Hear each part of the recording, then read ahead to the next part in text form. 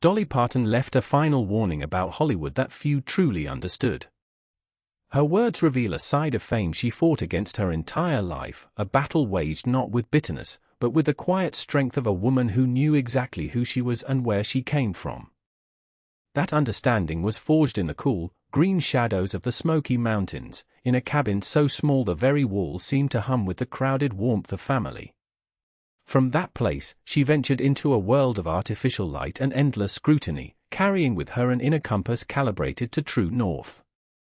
Her warning was never about condemning an industry that gave her a platform, but about illuminating the hidden cost of admission, a price she paid in careful installments over a lifetime to ensure her soul remained her own. Her early journey to Nashville is a story of pure tenacity. With a cardboard suitcase and a heart full of songs written on the backs of brown paper bags, she arrived the day after her high school graduation. The city was not immediately welcoming. She faced the closed doors and dismissive attitudes reserved for young women with big dreams and an even bigger sound. Yet she persisted, signing first as a songwriter with Combine Publishing, where her compositions were snapped up by other artists who recognized the raw, emotional truth in her lyrics. Her first major hit, Put It Off Until Tomorrow, recorded by Bill Phillips, showcased her gift for narrative. But it was her own recording career, particularly after joining Porter Wagoner's show, that launched her into the stratosphere. That partnership, though professionally fruitful, was also a lesson in artistic control. Her fight to record I Will Always Love You against Wagoner's wishes was a defining moment, proving her business acumen and fierce independence long before she became a mogul. This acumen extended far beyond the recording studio. Dolly Parton built an empire with a smile, transforming her persona into a brand synonymous with joy and shrewd intelligence. Dollywood was not merely a theme park, it was a love letter to her homeland, providing economic stability and pride to the region that shaped her. It stands as a physical manifestation of her belief that you can honor your roots while reaching for the sky. Her film career, from 9 to 5 to Steel Magnolias, allowed her to translate her charisma to the screen, often playing characters whose outer flamboyance masked inner steel much like herself. Through it all, she maintained a dizzying creative output, writing thousands of songs, each a tiny fragment of her experience refracted through the prism of her talent. Her role as a mentor to Miley Cyrus was deeply personal, woven from the fabric of their shared history. Dolly was not just a godmother in name, she was a constant in Miley's life from infancy, a familiar presence amid the chaos of growing up in a famous family. She watched Miley's early forays on Hannah Montana with a knowing eye, recognizing the peculiar duality of living a public and private life simultaneously.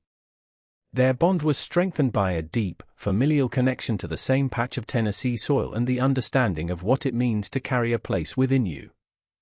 Dolly offered counsel that was both practical and profound. She advised Miley on navigating the music business, but more importantly, she modeled the art of constructing boundaries. She showed, by her own life with Carl Dean, that it was not only possible but necessary to build a private world that the cameras could not touch. This guidance became a lifeline as Miley navigated her own very public evolution. Dolly never chastised Miley's explorations of identity or sound, instead, she championed her authenticity, even when it courted controversy. She understood that the journey to finding one's own voice often requires trying on many different ones. In interviews, Dolly's praise for Miley was always specific, highlighting her courage and her heart. Their musical collaborations, like Rainbowland, were celebrations of this mutual respect, moments where the generational gap dissolved in harmony. Behind the scenes, their conversations undoubtedly touched on the weariness that fame can bring, the importance of knowing when to step away and simply be still. Dolly's greatest lesson to Miley may have been the power of selective invisibility, the strength found in the quiet moments the world never sees. Her philanthropy was an extension of this heartfelt pragmatism. The Imagination Library began as a tribute to her father, a man who could not read, and grew into a global force for literacy. It operates on a beautifully simple premise, a free book each month to a child, building not just a library but a sense of possibility. Her donations, like the $1 million to Vanderbilt for COVID-19 research, were often made quietly and efficiently, focused on outcome over acclaim. She treated her wealth as a tool for nurturing, whether funding childhood literacy or supporting natural disaster relief in her home state. This generosity created a cultural legacy that runs parallel to her musical one, a testament to her belief that true success is measured not by what you accumulate, but by what you give away. The news of her passing, after a private battle with cancer, felt like a sudden dimming of a light the world had taken for granted would shine forever. On that August day in 2026, the silence seemed profound. Then, the outpouring began. In Sevierville, at the statue depicting her in youthful bloom, the memorial grew organically. Bouquets of wildflowers were laid beside elaborate arrangements of rhinestones and glitter. Handwritten notes, many in children's script thanking her for their books, were tucked gently at her feet. Fans traveled from across the country, not for a spectacle, but for a quiet moment of communion. They shared stories not just of her music, but of meeting her once backstage, where she made them feel like the only person in the room, or of how coat of many colors helped them explain their own humble beginnings to their children. On social media, the tributes were a mosaic of global grief and gratitude. Hashtags trended not with gossip, but with personal testimonies. A nurse shared how she played Dolly's music to comfort patients during long shifts. A farmer posted a video of himself singing Jolene on his tractor at sunset. Fellow artists, from legends of country to pioneers of pop and rock, spoke of her unparalleled songwriting, her kindness, and the respectful way she treated every person on a set or in a studio. The collective mourning had a unique quality. It was tinged with an immediate celebration.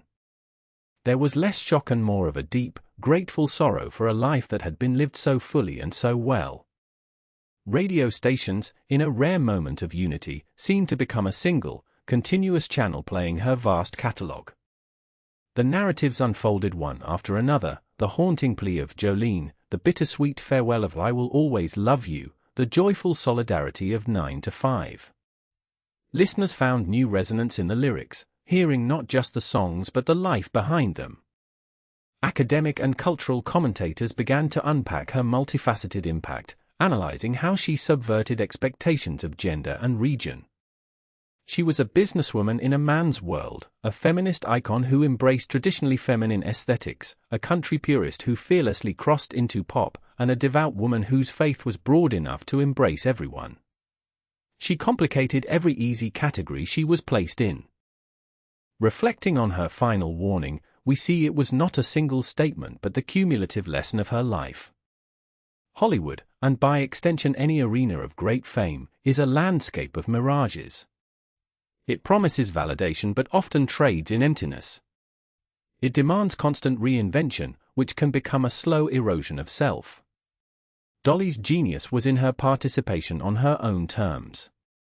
She used the glitter, the bigger-than-life image, as a deliberate distraction, a sparkling fence around the private, tender garden of her real life.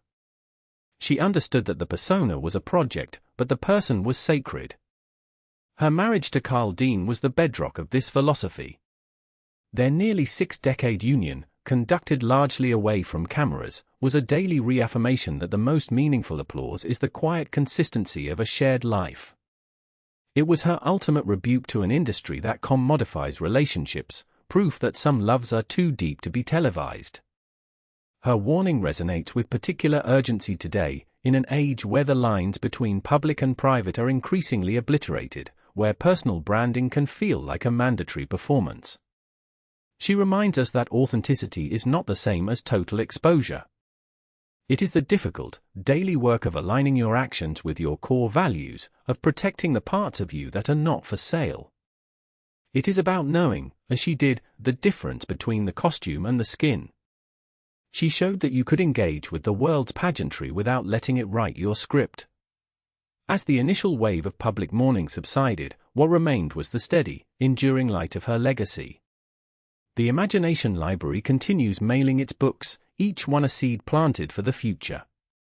Dollywood's rides still carry the echoes of her laughter.